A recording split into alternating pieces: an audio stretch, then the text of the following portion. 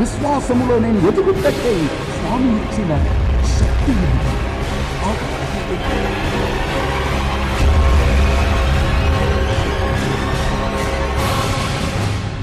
యేసుక్రీస్తునాథుని యందు దేవుని ప్రియమైన బిడ్డలారా, మనమందరము ప్రభు క్రీస్తుని రాకడ కోసం వేచి ఉన్నాము. యేసుక్రీస్తు ఇమ్మానువేలు రమ్ము అని పిలుస్తూ ఉంటున్నాం. స్తోత్రం. కానీ దేవుని ప్రియమైన బిడ్డలారా, ఆ ప్రభుని మనం పొందుకొని ఆ ప్రభుతో మనం జీవించాలంటే మనం చేయవలసిన కార్యాలు కొన్ని ఉన్నాయి. వాటిలో ఒకటిది, మనిషి తన్ను తాను గమనించాలి. తన ఆలోచనలను గమనించాలి. మనల్ని వెదక్కి వస్తున్న ఆ ప్రభుని చూడాలి.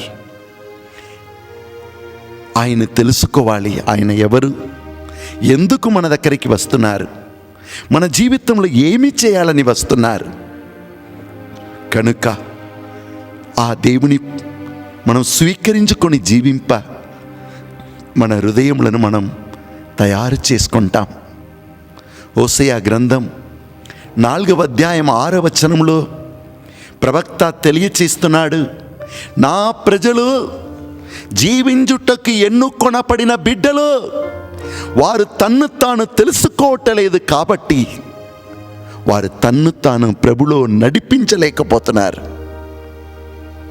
ఆరాధన, వాక్యం వింటున్నారు, అభిషేకంలో ఎదుగుతారు. కానీ వారు ప్రత్యేక ప్రైవేట్ జీవితంను చూసిన అన్ని రకమైన ఆటంకాలు, శోధనలు చిక్కుకొని దాన్ని బయటకు రాలేకపోతున్నారు. కారణం ఏమిటి? తన్ను తాను ఎవడు తెలుసుకోలేదో వారు తన్ను తాను అర్థం చేసుకోలేరు. తన్ను తాను అర్థం చేసుకోలేని వారు తన్ను తాను ఉన్నతమైన దానికి అర్పించలేరు. మన జీవితమే ఎంతగా మనం అర్పిస్తామో అంతగా అభిషేకంలో ఎదుగుతాం. తన్ను తాను అర్పించలేని వారు ఆ ఉన్నతమైన మహిమ గల రాజుని అభిషేకంలో పాల్గొనలేరు. దేవుడు మనల్ని పిలుస్తున్నారు. కొన్ని నిమిషాలు మనం ఉన్న చోటలోనే చేతులు పైకి లేపి ఆ దేవుని మన మధ్యలోనికి ఆహ్వానిస్తాం.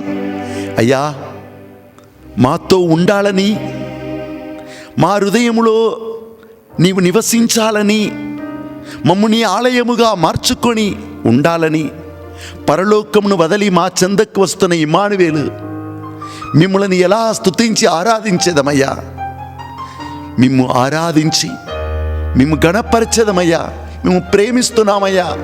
ఓ ప్రేమామూర్తి, నీకు వందనాలు. మీరు ఉన్న చోటులోనే 2 చేతుల పైకి లేపి మీ ప్రేమను ఆ యేసయ్యకు తెలియచేయండి. ఆయన మీతో మాట్లాడమని అడగండి. నిన్నే ప్రేమింతును యేసయ్యా, మమ్ము వెదక్కి నువ్వు వస్తున్నావా? నిన్నే గణపరతును,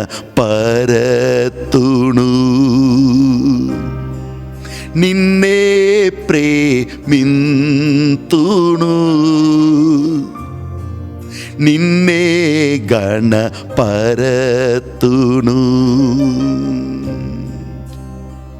బ్రతుకు దినములన్నీయు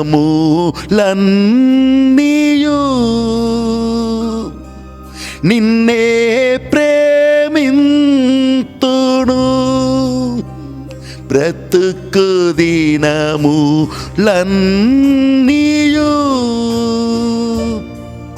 నిన్నే ప్రేమింతును. నీ ప్రేమను తలంచుకుంటూ నిన్నే ఆరాధింతును,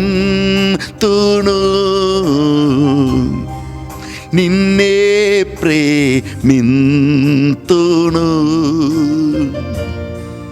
నిన్నే గణపరతును.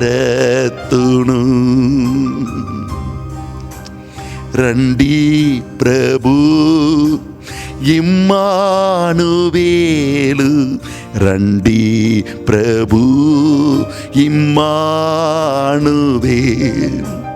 రండి ప్రభు ఇమ్మానువేలు రండి ప్రభు ఇమ్మానువేలు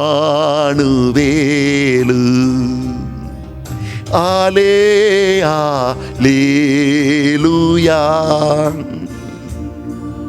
హల్లెలూయా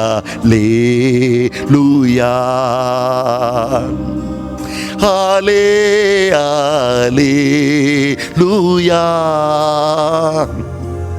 హల్లెలూయా హల్లెలూయా హల్లెలూయా హల్లెలూయా హల్లెలూయా హల్లెలూయా హల్లెలూయా హల్లెలూయా హల్లెలూయా.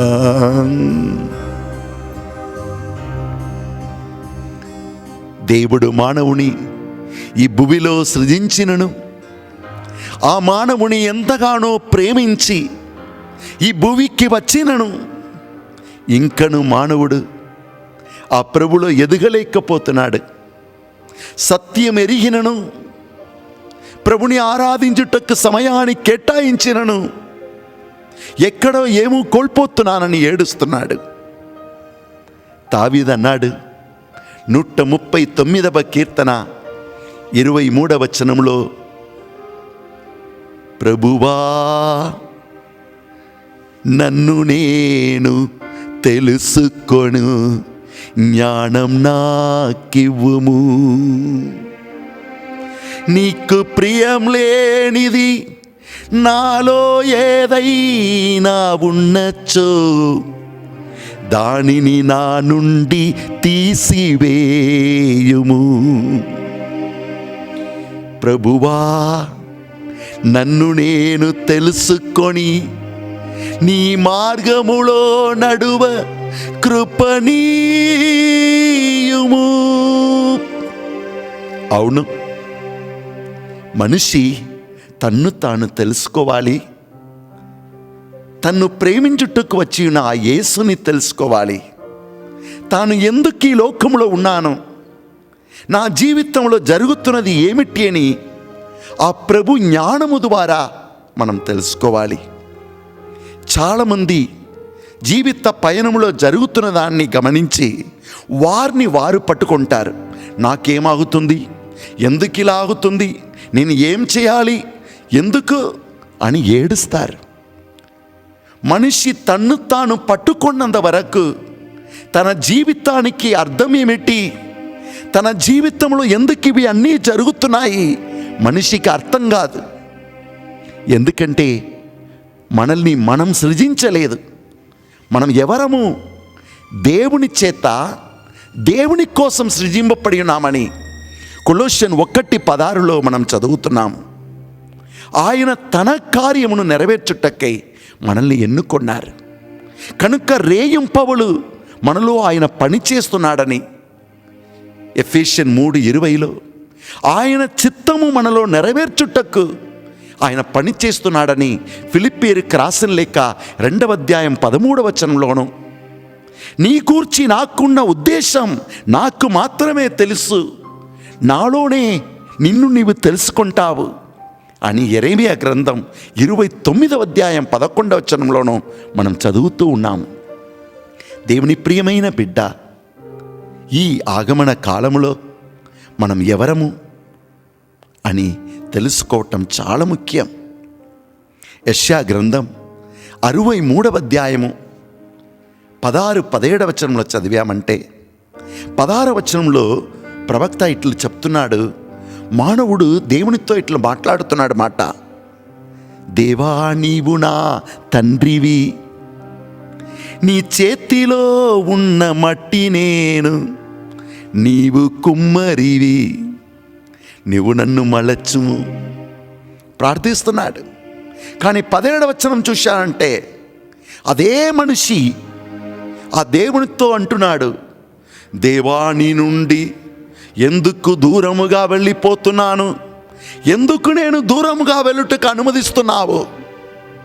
నేను గడపరచలేకపోతున్నాను నా జీవితం ద్వారా. చూడండి, తెలివి ఉన్నది, దేవుడు నా తండ్రి, దేవుడు నా దేవుడు అని, కానీ జీవితంలో ఆ దేవునితో నడవలేకపోతున్నాడు, దేవుని గణపరచలేకపోతున్నాడు. కారణం ఏమిటి? బైబిల్ గ్రంథం మనకు నేర్పిస్తుంది, మనిషి తన్ను తాను ఎప్పుడు తెలుసుకోలేదో అప్పుడు తన్ను తాను నడిపించలేడు, తన్ను తాను ఉన్నతమైన దానికి అర్పించలేడు. అవును, అందుకే దేవుడు మనమందరినీ ఆహ్వానిస్తున్నారు. యెషయా గ్రంథం 64వ అధ్యాయం 6వ వచనంలో ఆయన పలుకుతున్నాడు, స్వామి, మేమందరము ఈ లోకమనే వేడిలో ఎండిపోయిన ఆకులు వలె మారిపోయాము. 63వ అధ్యాయం 16వ వచనంలో చెప్తున్నాడు, దేవుడు ఎవరని జ్ఞానమున్నది. 64వ అధ్యాయం 1వ వచనంలో చెప్తున్నాడు, దేవుడు పరలోకమును విడిచిపెట్టి నాతో ఉండుటకు వస్తున్నాడు. ఇవి అన్నీ తెలిసి కూడా నేను నన్ను తెలుసుకోలేదు కాబట్టి, నాకని ఒక లోకాన్ని ఏర్పరచుకున్నాను కాబట్టి, దేవునికి ప్రీతికరమైనది ఏది దాన్ని నీ గమనించుటకు నాకు టైం లేదు కాబట్టి నా జీవితంను నేను నడిపించలేకపోతున్నాను. కనుక వినిన వాక్యమును నా జీవితంలో జీవించలేకపోతున్నాను. వాక్యం వినుటకెళ్తున్నాను, బాగుంది, దేవునికి స్తోత్రం అంటాను, నోట్స్ రాసుకుంటాను, కానీ జీవించలేకపోతున్నాను. అందుకే యెరెమీయా ప్రవక్త యెరెమీయా గ్రంథం 6వ అధ్యాయం 16వ వచనంలో ఏం చెప్తున్నాడు? కుమారా, నీ జీవితంలో నీవు యాక్సిడెంట్ కాకుండా, అపాయం కాకుండా జీవించాలంటే నువ్వు 3 కార్యాలు చేయాలి. ఏమిటి? మనం రోడ్డును క్రాస్ చేస్తున్నప్పుడు రోడ్లో మామూలుగా చూస్తాం, అక్కడ రాసి పెడతారు, ఏమిటి? ఆగు, గమనించు, తరువాత ముందు వెళ్ళు. అవును, యెరెమీయా ప్రవక్త అదే విషయం చెప్తున్నాడు. ఆగయ్యా, మొదటిగా ఆగు. ఎక్కడ ఉరుకుతూ ఉంటున్నావు? ఏ భయముతో ఉరుకుతూ ఉంటున్నావు? దేవుడు నీ కాపరి అంటున్నావు, నాకు ఏ కొదవయి లేదంటున్నావు, ఇక్కడ ఏడుస్తున్నావు ఎందుకు? అన్ని రకమైన శోధనలకు పడిపోతున్నావు, ఏమవుతుంది నీకు? ఆగు, సమయాన్ని కేటాయించి నిన్ను నీవు పరిశీలించి చూడు. దావీదు అన్నాడు కదా 139వ కీర్తన 22-23వ వచనంలో, దేవా, నన్ను నీవు పరిశీలించి నా హృదయమును తెలుసుకో. అవును, మనం ఆగాలి. ఎంతగా ఉరుకుతున్నామో అన్ని మిస్టేక్స్ వస్తాయి.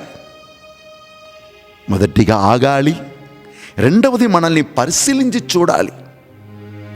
పరిశీలించి నా జీవితం ఏమిటి, నేను ఎవడు, ఎక్కడ నుండి వచ్చినాను, ఎక్కడికి వెళుతున్నాను, నాకు ఏమవుతుంది?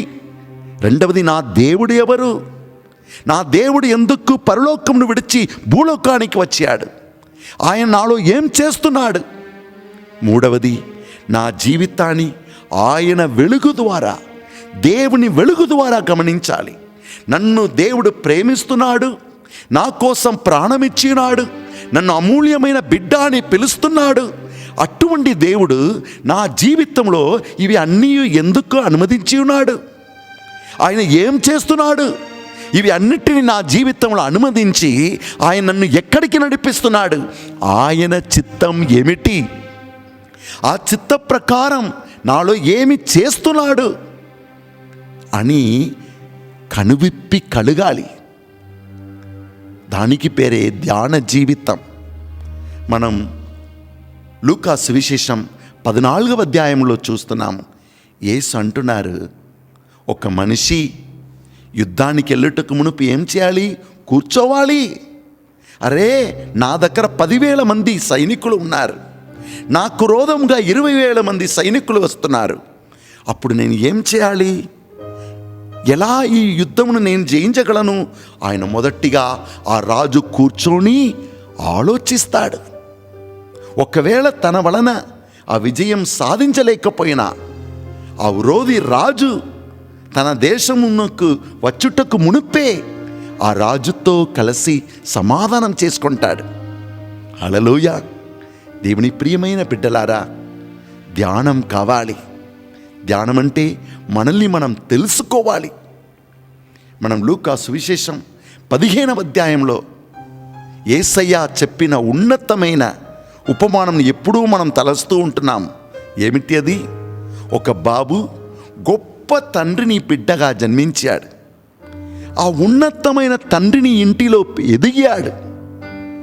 కానీ ఒకరోజు ఆ తండ్రితో చెప్తున్నాడు, నేను నా స్నేహితులతో ఉండుటకు నా డబ్బు అందా, నా ఆస్తి అందా నాకు ఇచ్చేయి.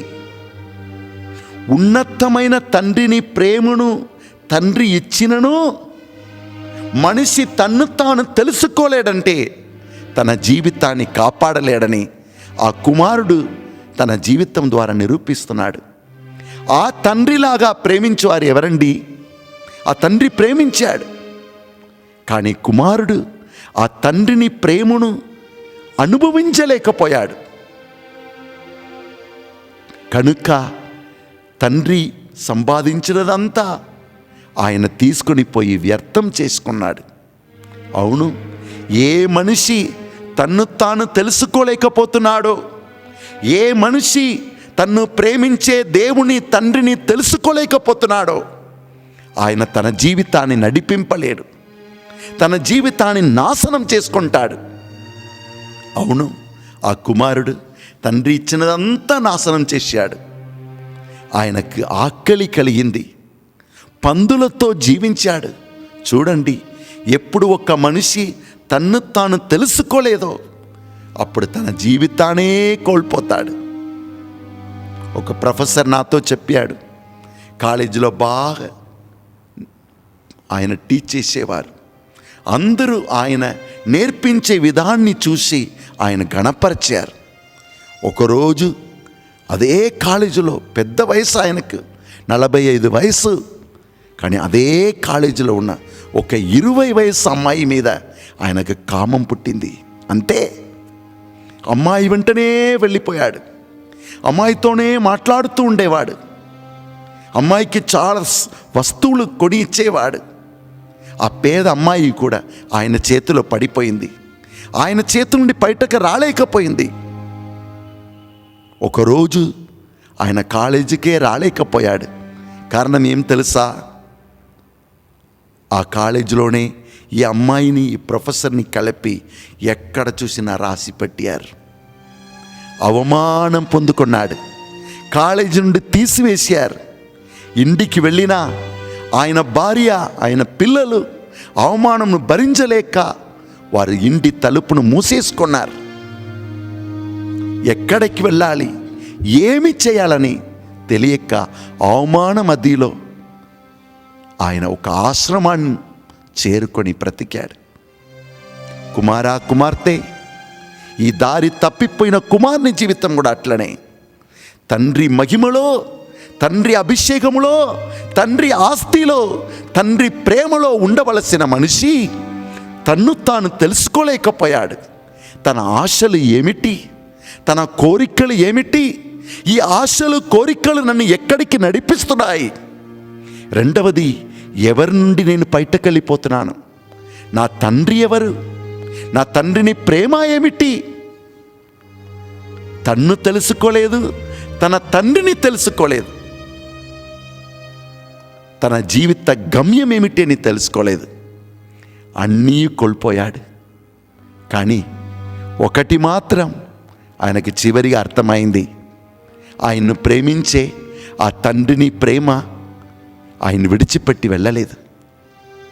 ఒకరోజు ఆయనకు కనువిప్పి కలిగింది అని లూకా సువిశేషం 15వ అధ్యాయం 17వ వచనంలో చదువుతున్నాం. అబ్బాయికి కనువిప్పి కలిగింది. నేను ఎవరో, ఎందుకు ఇలా ఉన్నాను, ఈ స్థితికి ఎలా చేరుకున్నాను, నా తండ్రి ఎవరు? నా తండ్రి ఇంటిలో ఎంతో మందికి ఆహారం ఉండగా నేను మాత్రం ఇక్కడ ఆకలితో అలమాడుచున్నానే. అవును, ఆయన మళ్ళీ బ్రతుకుటకు అది పునాదిగా మారింది. దేవుని ప్రియమైన బిడ్డలారా, ప్రభు మనల్ని వెదక్కి వస్తున్నారు. మనల్ని మనం తెలుసుకోలేదంటే మనల్ని మనం నడిపించలేము. ఉన్నతమైన జీవితానికి మనల్ని మనం అర్పించలేము. కనుక ఈరోజు ప్రత్యేకంగా ప్రార్థించండి. సమయాన్ని కేటాయించి మీరు కూర్చొని మీరు ఎవరని తెలుసుకోనండి. మీ జీవితం ఏమవుతుందని తెలుసుకోనండి. మిమ్మల్ని మీరు అడగండి, ఎక్కడికి వెళుతున్నారు? దేవుడిచ్చిన ఉన్నతమైన జీవితంతో మీరు ఏం చేసుకుంటున్నారు? ఎక్కడ ఆడుకుంటున్నారు? మిమ్మల్ని తెలుసుకోండి. రెండవది, కీర్తన 46:10 పలుకుతుంది, ప్రశాంతముగా ఉండి నేను నీ దేవుడని తెలుసుకో అని. రెండవది, మిమ్మలను వెదక్కి మీతో ఉండుటకు వచ్చిన ఆ ఇమ్మానువేలు ఎవరు? ఎందుకు వస్తున్నారు? ఆయన మీ జీవితంను ఏం చేయబోతున్నారు? ఆలోచించి ఆ ప్రభుని తెలుసుకోండి. మూడవది, మీ జీవితం మీది కాదు, దేవుడు మీకు ఈ జీవమును ఇచ్చినారు. మీరు ఎక్కడ ఉండాలో అవి అన్నీ ఆయన డీటెయిల్గా తెలుసుకొని ఇచ్చి ఉన్నారు. మీరు ఎన్నాళ్ళు భూమిలో జీవించబోతున్నారు ఆయనకు తెలుసు. 139వ కీర్తన 15-16 పలుకుతుంది, మీరు జన్మించుటకు మునుపే ఎక్కడ జన్మిస్తారు? ఈ లోకంలో ఏం చేయబోతున్నారు? ఎప్పుడు ఈ భూమిని విడిచిపెట్టి వెళ్ళబోతున్నారు? అన్నీ తెలుసు. కుమారా, ఉన్నతమైన దర్శనముతో ఈ లోకానికి వచ్చినావు. ఉన్నతమైన దేవుని కార్యమును నెరవేర్చుటకు వచ్చినావు. మిమ్ములను మీరు తెలుసుకోలేదంటే, మీ జీవితంలో దేవుడు ఏం చేస్తున్నారని మీరు కూర్చొని మీ దేవుని కార్యములను వాక్యము ద్వారా చదివి తెలుసుకోలేదంటే మిమ్ములను మీరు నడిపించలేరు. అందుకే భక్తుడు పాడుచున్నాడు, ఈ లోకములో జీవించుట ఒకేసారి, జీవించిన ఉన్నత జీవితం జీవించాలి. ఈ లోకములో జీవించుట ఒకేసారి, జీవించిన ఉన్నత జీవితం జీవించాలి. అందరూ కలిసిపోవు చోట ఈ మట్టిలోనికే, ఈ భూమిలో ఉన్నంత కాలం సుగంధ పువ్వులా ఉండాలి. ఈ భూమిలో ఉన్నంత కాలం సుగంధ పువ్వులా ఉండాలి. ఓ నరుడా, మానవుడా, ఓ నరుడా, మానవుడా, ఆరాధనా, ఆరాధనా, ఆరాధనా, ఆరాధనా. ఉన్న చోటలోనే మోకరించి మిమ్మల్ని అర్పించండి. నాయనా, నన్ను నేను తెలుసుకోకుండా, నన్ను ప్రేమించి నాతో ఉండుటకు వస్తున్న నిన్ను తెలుసుకోకుండా, నా జీవితంలో జరిగేదంతా నీ చిత్త ప్రకారం జరుగుతుంది. నీవు నన్ను ఏం చేస్తున్నావని నీ సంకల్పమును తెలుసుకోలేక, అయ్యా నేను నన్ను కోల్పోతున్నానయ్యా, రండి యేసు ఇమ్మానువేలు నన్ను నడిపించుమయ్యా, జ్ఞానములో నడిపించుమయ్యా, ధ్యాన జీవితంలో నిన్ను తెలుసుకునే భాగ్యమివ్వుము. నీ చిత్తాన్ని తెలుసుకొని నీ చిత్తానికి నన్ను అర్పించే కృప ఇవ్వమని ప్రార్థించండి. హల్లెలూయా, హల్లెలూయా, హల్లెలూయా, హల్లెలూయా, హల్లెలూయా, హల్లెలూయా, హల్లెలూయా, హల్లెలూయా. తలలో ఎడమ వైపు వేదనతో ఉన్న వారిని యేసు తాకి గుణపరుస్తున్నారు. అట్లనే హృదయంలో వేదనతో ఉన్నవారిని, కిడ్నీ వేదనతో బాధపడుతున్న వారిని ఆశీర్వదిస్తున్నారు. ఎవరా పుష్పాని బిడ్డను యేసు ప్రత్యేకంగా దీవిస్తున్నారు. అన్నిటినీ కోల్పోయాలని ఏడుస్తున్న 17 మందిని ఆశీర్వదిస్తున్నారు. కుమారా, నీవు నన్ను కోల్పోకుండా ఉన్నంత వరకు నీవు ఏమీ కోల్పోలేదు. ధైర్యం వహింపుము, నేను నీతో సదా ఉన్నాను, నీకని బంగారు భవిష్యత్తును ఉంచినానంటున్నాడు. ఆయనకు మేము అర్పించండి, ఆయనలో జీవించండి. ఎవరో ఒకరిని వెనుక భాగంలో ముళ్ళు పొడిచినట్లు వారికి అటువంటి వేదన ఉన్నది. ఇప్పుడే యేసుక్రీస్తుని దివ్య రక్తం వారిని తాకి గుణపరుస్తుంది. స్తోత్ర నాయన, నీ వాక్యం వింటున్న ప్రతి బిడ్డను ఆశీర్వదించుమయ్యా. Thank you lord. ఉద్యోగం లేని వారికి ఉద్యోగం దయచేయు, సంతానం లేని వారికి సంతానం దయచేయు. నీ పరిశుద్ధ ఆత్మతో నీ బిడ్డల్ని అభిషేకించు. యేసు పరిశుద్ధ నామమున ప్రార్థిస్తున్నాము తండ్రి, ఆమేన్. తండ్రి నీ ప్రేమయు, యేసయ్యా కృపయు, పరిశుద్ధాత్మ సహవాసము మీకు తోడుగా ఉండునుగాక. Amen, amen. Praise the lord.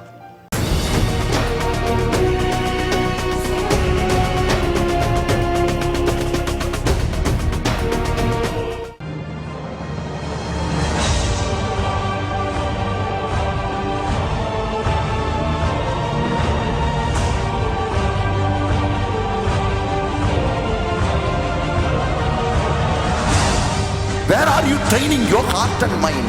అనారోగ్యంతో బాధపడుతున్నారా? కుటుంబ సమస్యలతో వేదన పడుతున్నారా? ఆర్థిక ఇబ్బందులతో సతమతమవుతున్నారా? మీ జీవితంలో ఎన్నో శ్రమలను అనుభవిస్తున్నారా? దురాత్మ చేతబడి శక్తులతో పీడింపబడుతున్నారా?